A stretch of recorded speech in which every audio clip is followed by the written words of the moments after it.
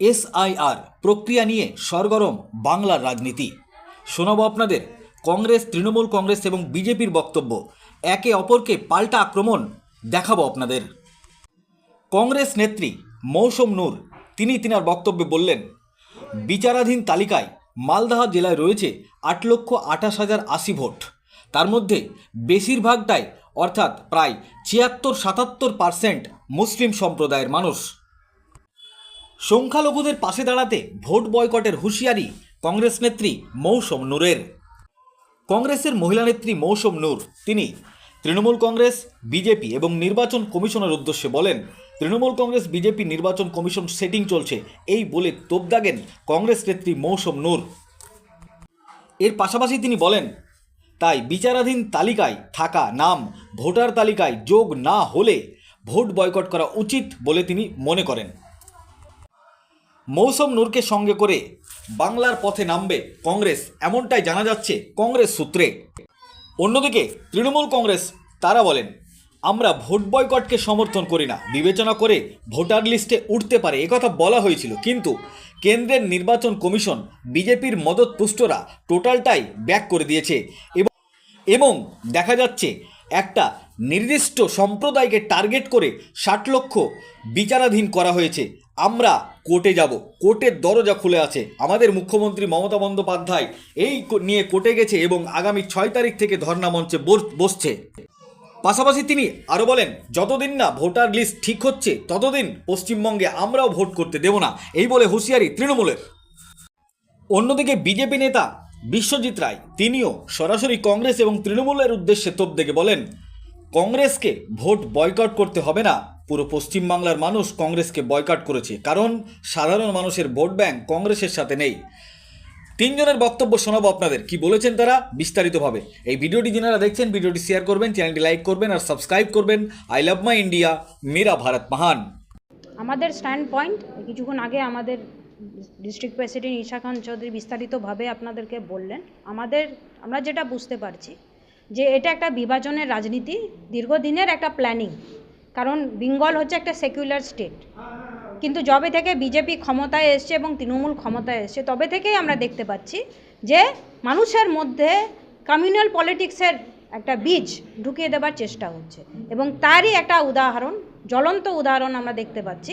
সেটা হচ্ছে ইলেকশন কমিশনের যে ভূমিকা, এটা যে একটা পুরো সেটিং তৃণমূল, বিজেপি এবং ইলেকশন কমিশনের।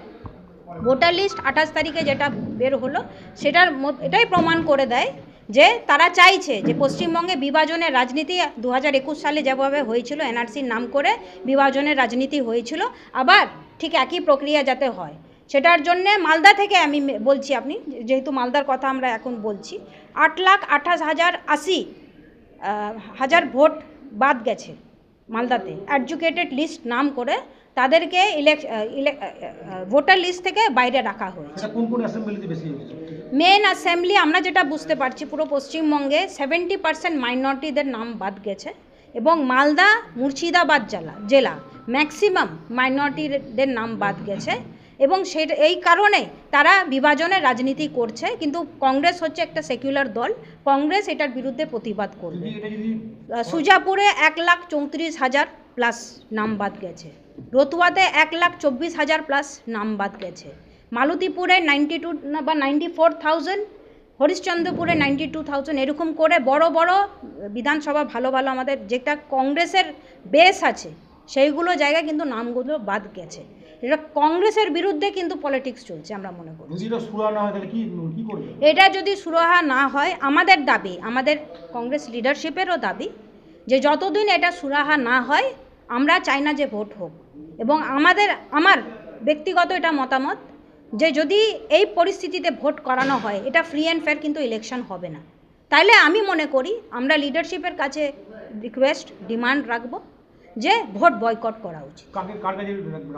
আমাদের লিডারশিপ খারগেজি, রাহুলজি, প্রিয়াঙ্কাজি এবং যারা লিডারশিপ আছেন, আমাদের পিসিসি প্রেসিডেন্ট শুভঙ্কর বাবুকেও জানানো হবে, আমাদের এআইসিসি এবং পিসিসি লিডারশিপকে মালদার পক্ষ থেকে ডিমান্ড হবে যে এই পরিস্থিতি যদি ভোটে আমাদেরকে যেতে হয় তাহলে ভোট দিয়ে লাভ নাই ভাই, ভোট বয়কট করা উচিত, কারণ সাধারণ নিরীহ মানুষ, জেনুইন ভোটারদেরকে বাদ দেওয়া হয়েছে।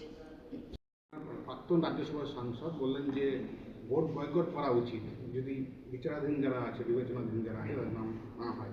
তো আপনি কি মনে করছেন যে ওনার দাবি কি যুক্তিযুক্ত?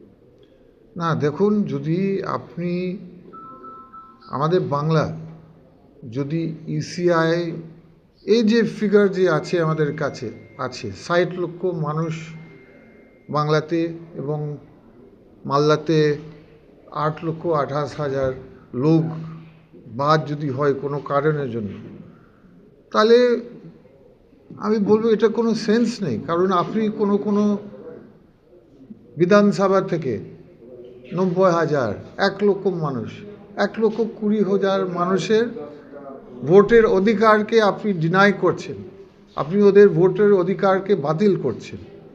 আর ওদের কোনো ভুল নেই, ভুল তো স্বীকার করেছেন ইলেকশন কমিশন যে ওদের সফটওয়্যার ডিফেক্টিভ আছে, নাম সঠিক ট্রান্সলেট করতে পারছে না, ডকুমেন্ট সঠিক পড়তে পারছে না। আর তাছাড়া ঝগড়া চলছে দুটো সরকারের মধ্যে, একটা নাটক চলছে যে আমাদের প্রাক্তন এমপি বললেন ভোটারদেরকে ভয় দেখাবার জন্য, যাতে একটা বিশাল কেলেঙ্কারির মতন একটা হয়। এই দুটোই সরকার চায় যে এরকম ভোট ভাগ হয়ে যায়। আর কংগ্রেস পার্টির মতন শক্তিশালী পার্টি যে আছে তারা চায় যে ভোট ডিস্টার্ব হোক। আপনি কি চাইছেন ভোট বয়কট হোক? না, ভোট যদি এরকম হয় তাহলে ভোট করার লাভ নেই। আমি বলবো ওটা তো ভোট করার কোনো লাভ নেই, তোর কোন গণতন্ত্রের কোনো মিনিং হয় না। আপনি যদি একটা কনস্টিটিউয়েন্সি আধেক ভোটারকে বিনা কারণ, এরা ইন্ডিয়ান নাগরিক, এরা ভোটার, অথেন্টিক ভোটার, আপনি যদি বাদ দেন উইদাউট কোনো কারণ, আপনার ভোট করার কী লাভ? তাহলে আমি অ্যাগ্রি করে ভোট করা তাহলে কোনো লাভ হয় না।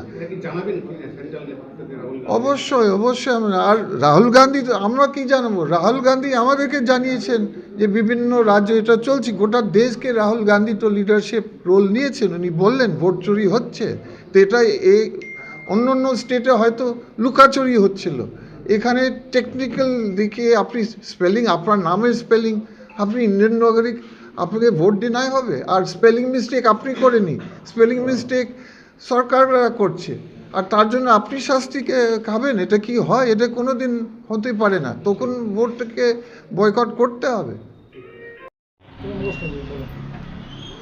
আমাদের কাছে রাজনৈতিকভাবে এবং প্রশাসনের মহল থেকে যা খবর আছে, প্রতিটি কেস টু কেস বিবেচনা করে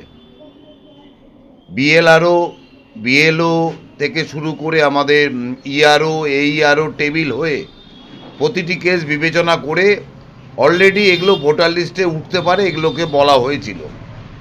কিন্তু কেন্দ্রের নির্বাচন কমিশন, বিজেপি মদতপুষ্ট রোল অবজারভাররা টোটালটাই ব্যাক করে দিয়েছে এবং একটা নির্দিষ্ট সম্প্রদায়কে টার্গেট করে গোটা পশ্চিমবাংলায় 60 লক্ষকে বিচারাধীন করা হয়েছে। এটার বিরুদ্ধে তৃণমূল কংগ্রেস এর আগেই যে মমতা ব্যানার্জি সুপ্রিম কোর্টে গিয়েছিল বলেই 28 তারিখে এদেরকে রাখতে বাধ্য হয়েছে, না হলে ফাইনাল ভোটার লিস্টে অলরেডি এইসব নামগুলো বাদ দেওয়ার যে চক্রান্ত নির্বাচন কমিশনের ছিল সেটা দিনের আলোর মতন পরিষ্কার। আজকে আমরা কোর্টের দরজা খোলা আছে, আমরা কোর্টে যাব, আমাদের দল রাজনৈতিক আন্দোলন করবে। আগামী 6 তারিখ থেকে মমতা বন্দ্যোপাধ্যায়ের নেতৃত্বে মেট্রো চলনে ধর্ণা চলবে। যতদিন না ভোটার লিস্ট ঠিক হচ্ছে ততদিন পশ্চিমবাংলায় আমরাও ভোট করতে দেব না। আর রাষ্ট্রপতি শাসনের জুজু দেখিয়ে তৃণমূল কংগ্রেসকে লাভ নেই। রাষ্ট্রপতি শাসন করে যদি তৃণমূল কংগ্রেসকে দমন করার চেষ্টা করে, তৃণমূল কংগ্রেসের হয়ে মানুষ তার জবাব দেবে। আর কংগ্রেস আভ্যন্তরীণভাবে কি বলছেন সেটা কংগ্রেসের ইস্যু। কংগ্রেস পশ্চিমবাংলায় কোনো ফ্যাক্টরি না। ভোট বয়কটে ডাক দিচ্ছি, ওটা বললাম তো, ওদের রাজনৈতিক ইস্যু, ওটা কংগ্রেস নিজের মতন করে বলবে। এই ব্যাপারে আমাদের কোনো ব্যাপার না, আমরা ভোট বয়কটকে সমর্থন করি না। আমরা একটা কথা বলি, গণতান্ত্রিকভাবে লড়ে হরিয়ানাতে কংগ্রেস পারেনি, বিহারে কংগ্রেস পারেনি, দিল্লিতে কংগ্রেস পারেনি, ভোটার লিস্টটাই করতে পারেনি, এইভাবে হাজার হাজার নাম বাদ দিয়ে দিয়েছিল। তাও মমতা ব্যানার্জি সুপ্রিম কোর্টে লড়েছিল বলে এই নামগুলোকে এখন অবধি আমরা টিকিয়ে রাখতে পেরেছি। এটাই আমাদের কংগ্রেসের থেকে তৃণমূল কংগ্রেসের পার্থক্য। ভারতবর্ষে যদি বিরোধী দল নেত্রী একজনই থাকে, তার নাম মমতা বন্দ্যোপাধ্যায়, যাকে মোদি এবং অমিত শাহ যথেষ্ট ভয় পান।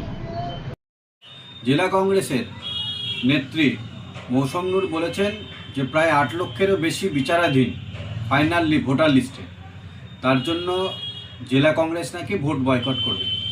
এবং তিনি আরও বলেছেন যে সিপিএম, তৃণমূল কংগ্রেস এবং বিজেপি নাকি তিনটেই ভাই ভাই। আমরা ভারতীয় জনতা পার্টি বলতে চাই জেলা কংগ্রেস এবং মৌসম নূরকে যে ওনাদেরকে ভোট বয়কট করতে হবে না, গোটা পশ্চিমবঙ্গই কংগ্রেসকে বয়কট করেছে। কারণ আমরা জানি যে 2011 সালে এই কংগ্রেস দলের সাথে জোট করে তৃণমূল কংগ্রেস কিন্তু ক্ষমতায় এসেছিল। তার পরবর্তী ক্ষেত্রে তৃণমূল কংগ্রেস এই কংগ্রেসকে ছুঁড়ে ফেলে দিয়েছে এবং সার্বিকভাবে আজকে কংগ্রেসের যা পরিস্থিতি গোটা পশ্চিমবঙ্গ জুড়ে, তার জন্য জেলা কংগ্রেসকে বয়কট করার কোনো প্রয়োজন নেই। সাধারণ মানুষের ভোট ব্যাংক কংগ্রেসের সাথে নেই। আমরা শুধু বলতে চাই একমাত্র রাজনৈতিক দল ভারতীয় জনতা পার্টি যে তৃণমূল কংগ্রেসের সন্ত্রাসের বিরুদ্ধে অনবরত লড়াই করে যাচ্ছে এবং কংগ্রেসকে আমরা দেখেছি দীর্ঘদিন ধরেই যে তারা তৃণমূল কংগ্রেস দলের সাথে সামনে থেকে জোট করেছে, ভেতরে আতাত করেছে। তাই আমরা ধিক্কার জানাই ভারতীয় জনতা পার্টি। ইলেকশন কমিশনের বিষয়ে হস্তক্ষেপ করার কোনো জায়গায় যারা সংবিধান বোঝে তারা জানে মৌসম নূর যে কথা বলছে তার সাথে বাস্তবে কোনো সম্পর্ক নেই। ইলেকশন কমিশনের মতো কাজ করবে। একটা রাজনৈতিক দল হিসেবে ভারতীয় জনতা পার্টি যা যা করার তা ভারতীয় জনতা পার্টি করছে। আগামী দিন সংবিধান এবং ইলেকশন কমিশনকে মাথায় রেখে সংবিধানের জন্য যেসব কাজ করা দরকার একটা রাজনৈতিক দল হিসাবে, সেটা ভারতীয় জনতা পার্টি করবে। ভারতীয় জনতা পার্টির দক্ষিণ সাংগঠনিক জেলার সাধারণ সম্পাদক বিশ্বজিৎ রায়।